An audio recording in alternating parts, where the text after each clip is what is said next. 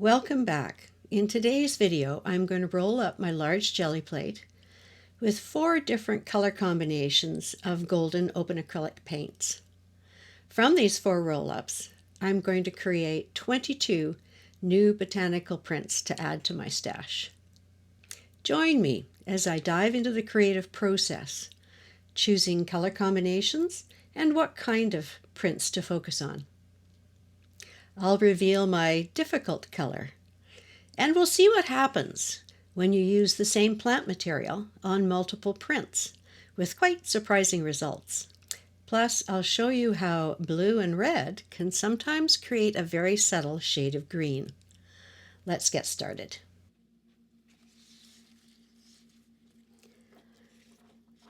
So today, when I was taking my little dog to the dog park, I came across these beautiful weeds.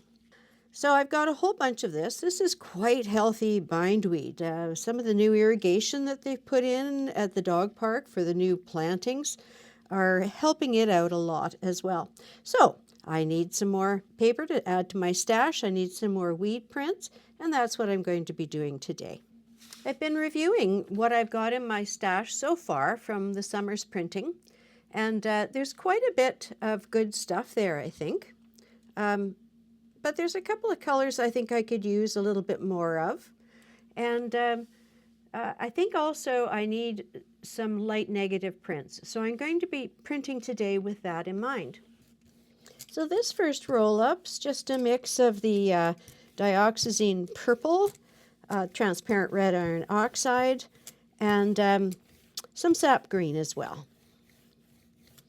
And I'm just not quite using maybe as much paint as I normally would on the plate. I'm looking for stuff that's just a little bit lighter. I think I've got enough stuff that's got a lot of color in it and a lot of contrast that I think what I need to add to the stash before I lose all these beautiful plants is some of the ones that are a little lighter.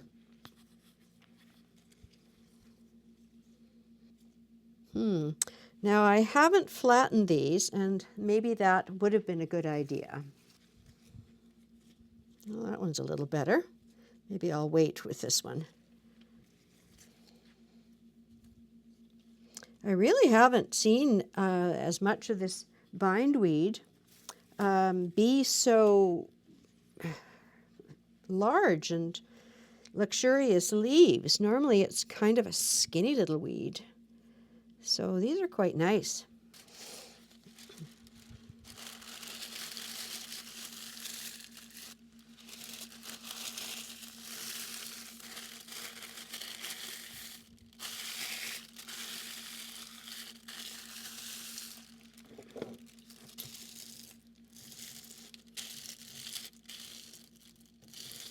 I'm just using a clean brayer here to make it a little quicker and easier for me to press the paper in and lift the negative bits.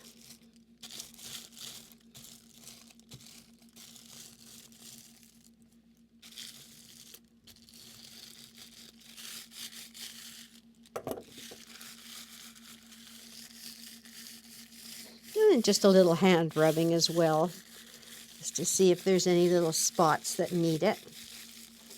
Oh, that looks pretty good. So this is the first negative print, and it's not as dark because I didn't use as much paint to begin with.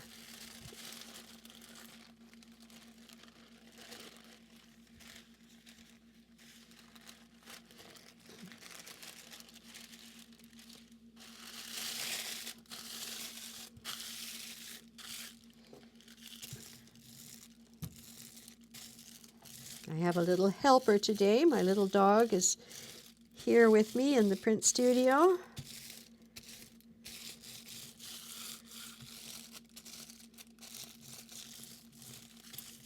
When she was a puppy, I didn't know if she would ever be a studio dog. She was into absolutely everything. But, you know, she's matured and she leaves my little bits of paper and plastic and things alone now. So it all works out. Oh, I think this one might be what I'm kind of looking for. Again, it's just because I've gone through my stash and then kind of said to myself, oh, I need some papers that aren't quite so dark with the white voids of the vegetation on them. So this is kind of what I'm talking about here. It's kind of light. I'd like using these in the background of a collage. And I can emphasize the white by painting into it once it's put down, and then I can put other layers on top, and it just gives a lovely sense of depth. Now, I'm not sure if there's another print in there or not, but both the green and the purple are surprising with how much they how much they give back.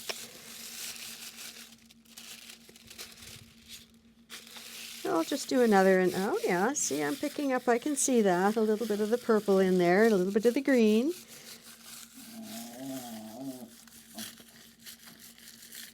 There's my little dog playing in the background. There we go.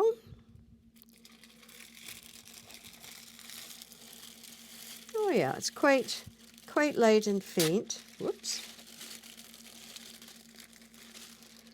But I think I definitely will have a place for that somewhere. Sometimes it's just nice to have something that suggests things that are hidden in the background.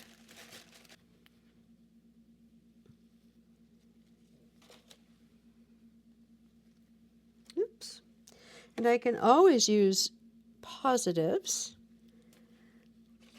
so they're always good to have.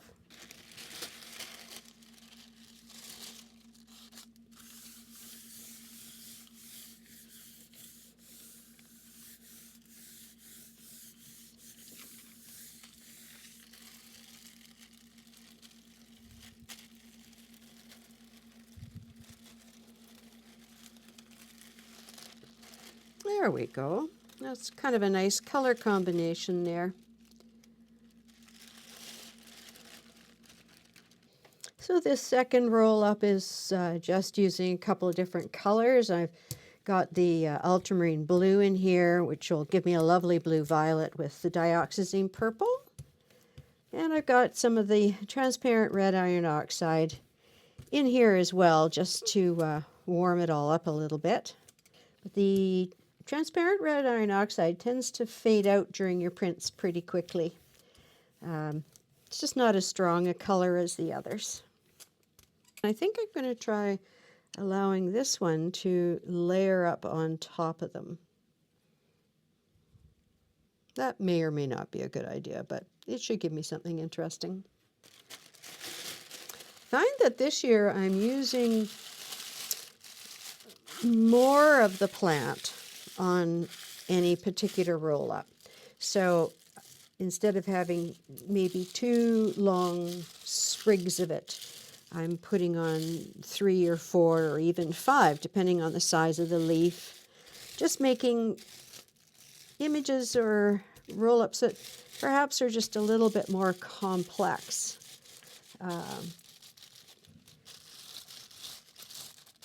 Using up a little bit more of the sheet. That purple is really quite strong. But I do love the color, especially after you've pulled a sheet or 2 of it.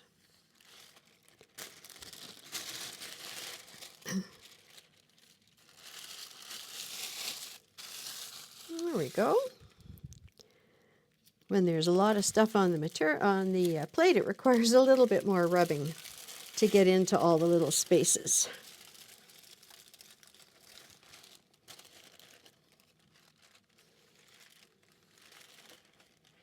Now this time I'm going to just remove this one before taking the next print. And this is a technique I've been playing around with, where I've got a combination of a negative print and a positive print. And if you're interested in this, I will link it up above in the top right corner and also in the description. So it's quite an interesting, it gives you some very interesting results, because You still have a lot of the voids from the leaves that are still on the plate, but you do get that first image of the leaves that you've taken off, that first bit of positive as well. So it gives you a bit of both. And I'm hoping to use these tissues this winter. Oh yeah, see? So we've got the voids from where the leaves are still on the plate, but we've also got the image coming through of that one that we took off.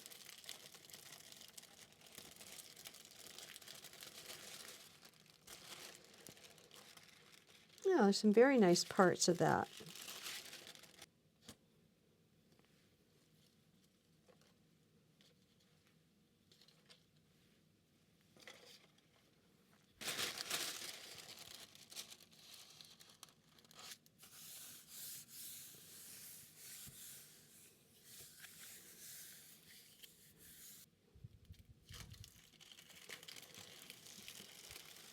There we go. That's the first positive. Had more paint on the plate this time than I did in the first one that I did. So this is darker. And this will provide a second positive as well. It all just, how many you get just depends on how much paint you put on in the first place. And some of the colors.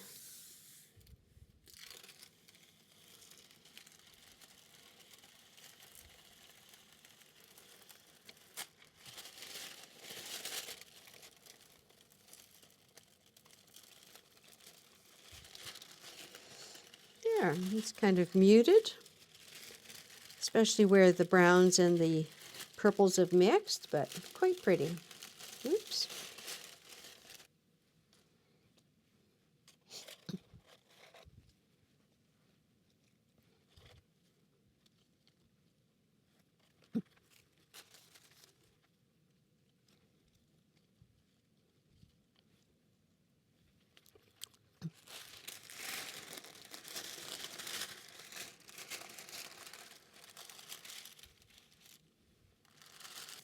Now these particular weeds are really healthy, and they're standing up to multiple prints. But I just have to remember that they've already had paint on their underneath sides, which may be slightly different than the paint that I'm using right now, although I'm sort of trying to stay within a color palette here. So there may be some transfer from the leaves themselves onto the plate. We won't see that until we pull the positives. So I added some India yellow to this one. India yellow hue. It's a very lovely warm yellow.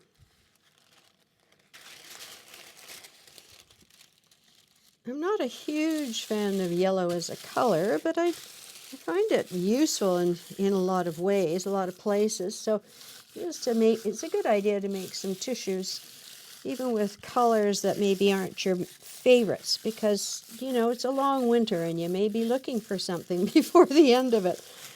A color or a different kind of shape or something like that.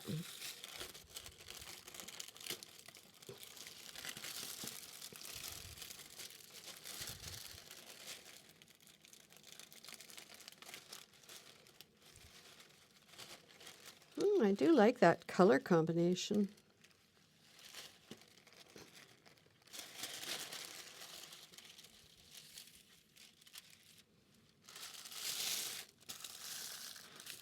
This one looks like it's going to be quite light, which is actually something I'm looking for. There's some lighter negative prints. And I'll be making some videos this fall and winter which show you a couple of different neat ways of using those that I've discovered.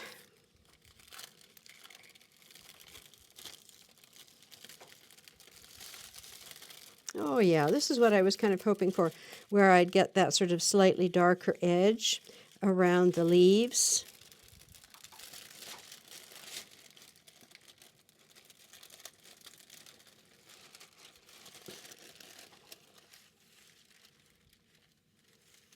It's a very pretty tissue.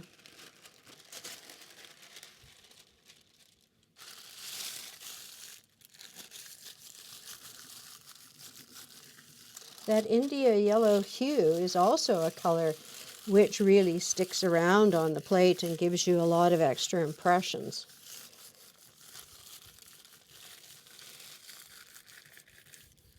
And of course, that's one of the benefits of using the gold and open. I find the regular stuff, you put it on the plate, you might get like a negative and a positive, and then you're done. And you either add more paint or start over or do whatever it is that you do in your practice. But with the golden opens, I get a lot of different, a lot of pulls out of a single roll up.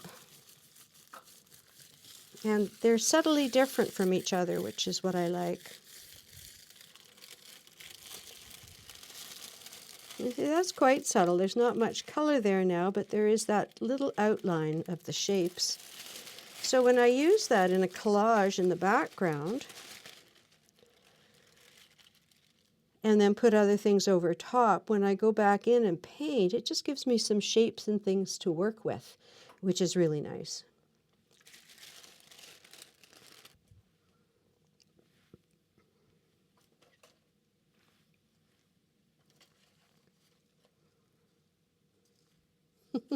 So this is where I had that particular strand of vegetation was in the purple, the dark purple in the previous roll-up. So now you can see where it's transferred some of that to the plate. And you know, that's going to be really quite interesting.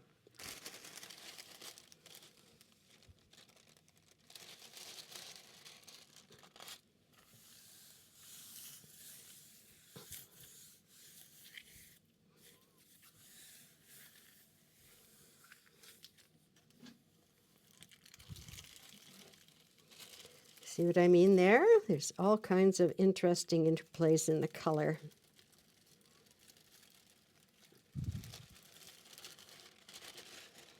Oh yeah, that's very pretty. There we go. And there's the ghost. Still a very strong, interesting layer.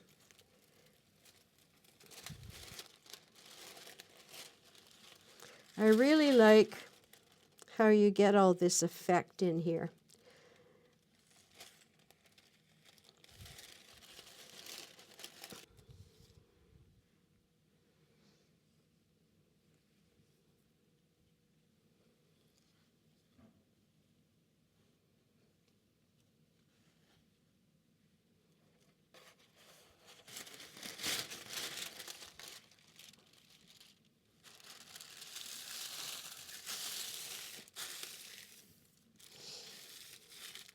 So this is quite a lot of ink. So this one will be fairly dark to begin with. But I have that lovely anthracnone blue, and I find it just harmonizes so well with the transparent red iron oxide. And then just so that it didn't go too far over the top, I just threw in a little bit of Payne's gray.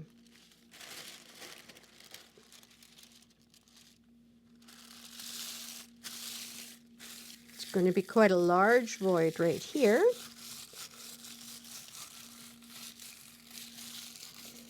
Which might work out quite well if I went to put something over top of it where this void would help emphasize it and bring attention to a center of interest, which would be good.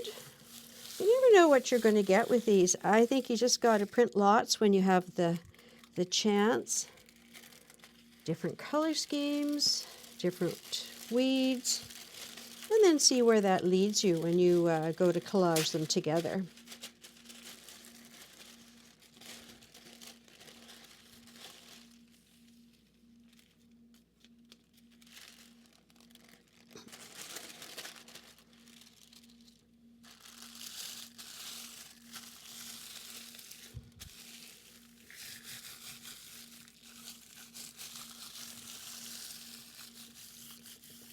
Now, if you're wondering about papers or colors or paint or any of that, I'll leave all of that information in the description so you can see what colors and papers and things I'm using.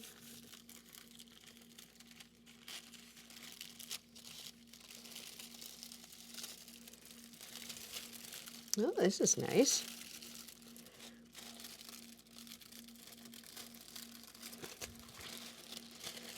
Again, this is kind of what I'm looking for right now, these lighter negatives. I'll try one more, see if there's some more stuff there.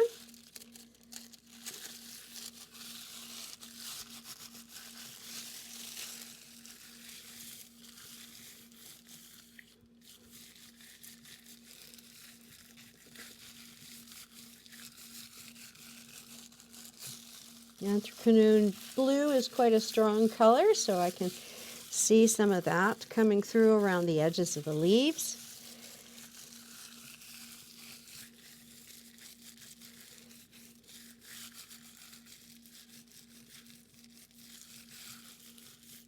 You just give those stems a little bit of an extra press, and you get that little bit that's been hiding there.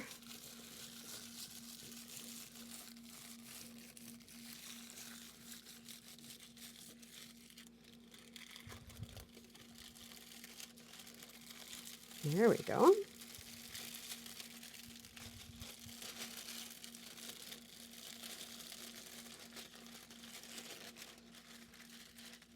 When I was doing my jelly printing on the road this summer when we went fishing, I printed quite a few botanicals, and now I'm starting to work on those collages, and I don't have enough of these. I wish I'd printed more of these, but you know, it's just what happens, and I can't go back there now. It's 3,000 kilometers away.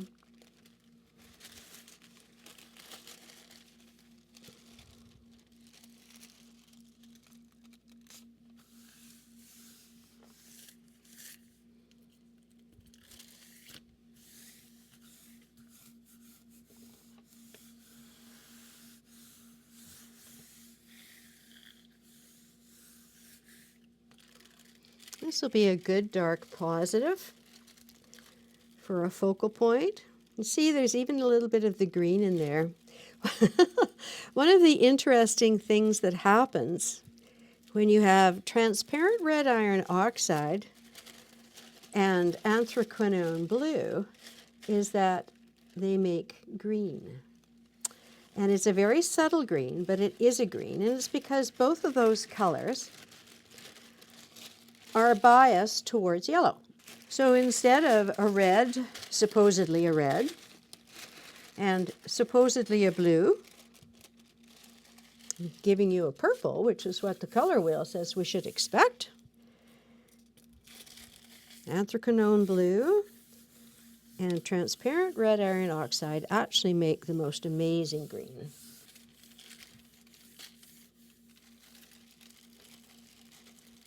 There we go. That is still a very strong positive. I think I'll go do one more. This one won't likely pick up a lot, but might as well. I need to clean the plate off anyway.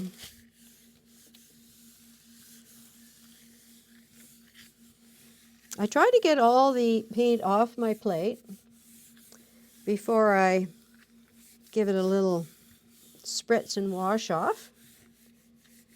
Just makes the whole thing a little easier. There we go. As you can see, the transparent red iron oxide is the first to give up the ghost, but the anthraquinone blue is a stronger color. So although I may not have a use for the entire page of the entire piece of tissue, there's definitely things on here I'll be able to use. If you'd like to see more about the stash and how I use it in my collages, check out this video from my gel printing and mixed media series.